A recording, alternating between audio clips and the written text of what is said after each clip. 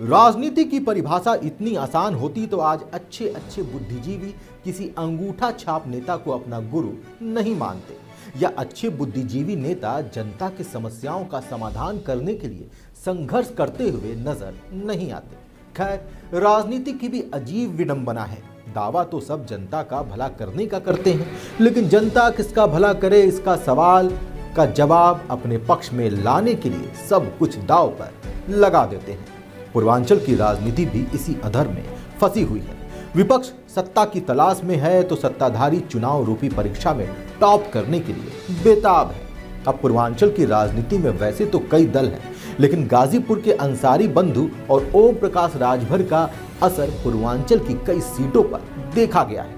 खैर, अब ओम प्रकाश राजभर ने भाजपा से फिर दोस्ती कर एनडीए का दामन थाम लिया है। पूर्वांचल भाजपा के लिए इसलिए जरूरी है कि यहां 2014 में देश की सभी लोकसभा सीटों को छोड़कर प्रधानमंत्री नरेंद्र मोदी ने वाराणसी से चुनाव लड़ने का फैसला किया था। वर्ष 2014 में तो पीएम मोदी का जादू सिर चढ़कर बोल रहा था, जनता का भरपूर समर्थन मिला। यही नहीं, 2017 के विधानसभा चुनाव में भी पूर्वांचल ने योगी आदित्यनाथ को प्रदेश का मुख्यमंत्री बनवाया।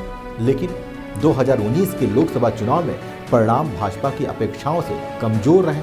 मोदी के नाम पर लड़े गए चुनाव में भाजपा 6 सीटों पर हार गई। इससे नेतृत्व की चिंता की लकीरें साफ तौर पर दिखाई देने लगी और लकीर खिंच भी गई। सवाल यह खड़ा होने लगा कि क्या मोदी का जादू कम हो रहा है? पीएम मोदी की इस प्रतिष्ठा को बचाने के लिए ही बीजेपी और संघ पूरी ताकत लगा रहा है। काशी कॉरिडोर से लेकर राम मंदिर तक का मुद्दा और पूर्वांचल एक्सप्रेसवे से लेकर गंगा एक्सप्रेसवे तक के प्रोजेक्ट मुद्दे में शामिल कर वोटर्स को जोड़ने का प्रयास किया जा रहा है। भारतीय जनता पार्टी ने पूर्वांचल को संगठनात्मक रूप से 2 क्षेत्रों में बांट रखा है, एक काशी प्रांत, दूसरा गोरखपुर प्रांत। इन दोनों प्रांत में 27 लोकसभा सीटें आती हैं। काशी क्षेत्र का केंद्र वाराणसी और गोरखपुर क्षेत्र का केंद्र गोरखपुर ही है। काशी क्षेत्र की 14 लोकसभा सीटों में से भाजपा के पास 12 सीटें हैं, जबकि गोरखपुर क्षेत्र की 13 में से 10 लोकसभा सीटों पर भाजपा का कब्जा है।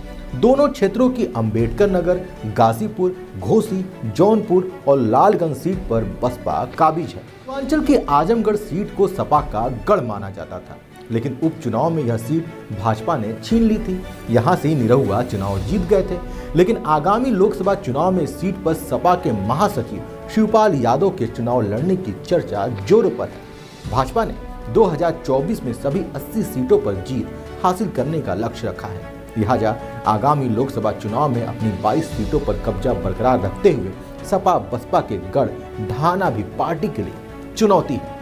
अभी कुछ दिन पहले ही प्रधानमंत्री नरेंद्र मोदी गोरखपुर प्रांत के दौरे पर थे, तो अब आरएसएस प्रमुख मोहन भागवत काशी प्रांत के दौरे पर हैं और इस दौरान उन्होंने गाजीपुर में प्रवास किया। गाजीपुर में सिद्धपीठ हथियाराम मठ पर उनका आगमन हुआ।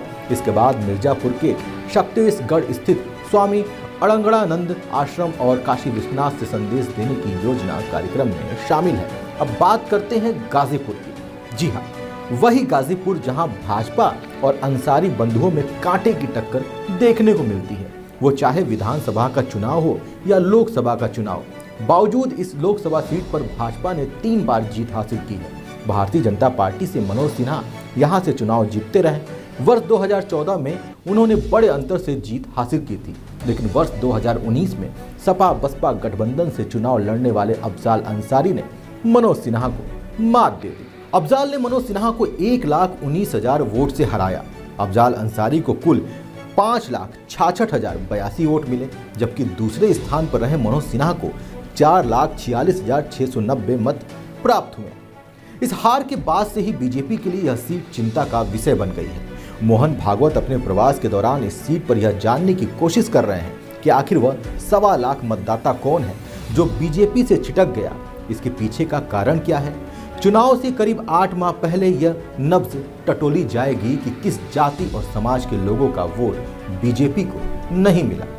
मोहन भागवत इसलिए भी गाजीपुर से अपने अभियान की शुरुआत कर रहे हैं क्योंकि इस सीट पर उपचुनाव की तैयारियां शुरू हो गई हैं। इसके पीछे का कारण यह है कि गाजीपुर सीट हाल में ही अफजाल अंसारी की सदस्यता जाने के बाद खाली हुई है। अफजाल अंसारी को मुख्तार अंसारी के साथ गैंगस्टर के एक मामले में गाजीपुर एमपी एमएलए कोर्ट ने 4 साल की सजा सुनाई थी। अफजाल पर 1 लाख रुपए का जुर्माना भी लगाया गया था। हालांकि उपचुनाव को लेकर संशय भी बना हुआ है, क्योंकि चुनाव आयोग ने अभी तक उपचुनाव की घोषणा नहीं की है। नियमानुसार 6 महीने से ज्यादा समय तक कोई भी लोकसभा सीट खाली नहीं रखी जा सकती। ऐसे में 1 मई को अफजाल की सदस्यता खत्म होने के बाद खाली हुई गाजीपुर लोकसभा पर बीजेपी हर हाल में उपचुनाव कराना चाहेगी। अब मोहन भागवत की नजर गाजीपुर के जातीय आंकड़ों पर भी होगी। कहा जाता है कि गाजीपुर में यादव, बिंद और ब्राह्मण की जनसंख्या ज्यादा है। यादव करीब 3.5 लाख के आसपास है, तो बिंद भी जो है वो 2 लाख के आसपास है। वहीं ब्राह्मण की बात करें तो ब्राह्मण की जनसंख्या भी करीब 1 लाख के आसपास है। यदि दलित की बात करें तो दलित की जनसंख्या करीब 3.5 लाख से 4 लाख के आसपास है। कुशवाहा जाति की बात करें तो इनकी जनसंख्या भी करीब 1.5 लाख से ऊपर ही है। वहीं राजभर जाति की बात करें तो इनकी जनसंख्या भी 1 लाख से ऊपर मानी जाती है। अन्य ओबीसी जो हैं वो करीब 2.5 से 3 लाख के आसपास है। मुस्लिम की बात करें तो मुस्लिम की जनसंख्या करीब 1,70,000 से ज़्यादा ही है। भूमिहार जाति की बात करें तो इनकी जनसंख्या करीब 50,000 के आसपास है। क्षत्रिय की बात करें तो इनकी भी जनसंख्या 2 लाख से ऊपर मानी जाती है। वैश्य समाज की बात करें तो इनकी जनसंख्या 1 लाख के आसपास है। वहीं अन्य सवर्ण जातियों की बात करें तो इनकी जनसंख्या 50,000 के आसपास है।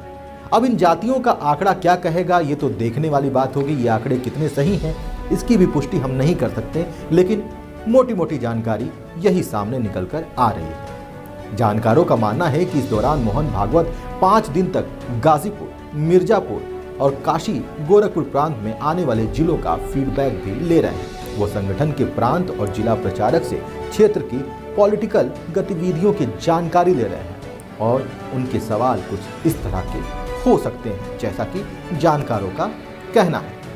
सवाल उनकी हो सकते हैं कि आपके क्षेत्र में सांसद का जनता से मिलना जुलना कैसा है, पिछले 4.5 साल में उनके क्या विशेष काम रहे हैं, जनता उनको कितना पसंद कर रही है, सामाजिक कार्यकर्ताओं में वह कितना शामिल होते हैं और वही जन सरोकार के कितने मुद्दे वो उठा रहे हैं। इन सब बातों के आधार पर रिपोर्ट तैयार की जाएगी। यही नहीं, भागवत मठ और आश्रम के मुखिया से भी जनप्रतिनिधियों का फीडबैक लेते हैं। इस प्रकार मोहन भागवत 27 लोकसभा सीटों का 5 दिन में रिव्यू करेंगे। बड़ी बात है कि जिन 5 सीटों पर अभी भाजपा का सांसद नहीं है, इस पर उनका सबसे ज्यादा फोकस रहेगा, जैसे गाजीपुर, जौनपुर, लालगंज, घोसी और अंबेडकर नगर। यहाँ सांसद को लेकर लोगों में किस प्रकार की नाराजगी है, संगठन के माध्यम से लोगों तक कैसे पहुंचा जा सकता है, बीजेपी वर्कर इन जिलों में कैसा काम कर रहे हैं, इन सारे मुद्दों पर बातचीत भी होगी। ओम प्रकाश राजभर का एनडीए में आना और संघ प्रमुख मोहन भागवत का दौरा पूर्वांचल में होना भाजपा के लिए कितनी संभावनाएं पैदा कर सकती है, ये तो आने वाले वक्त में ही पता चलेगा।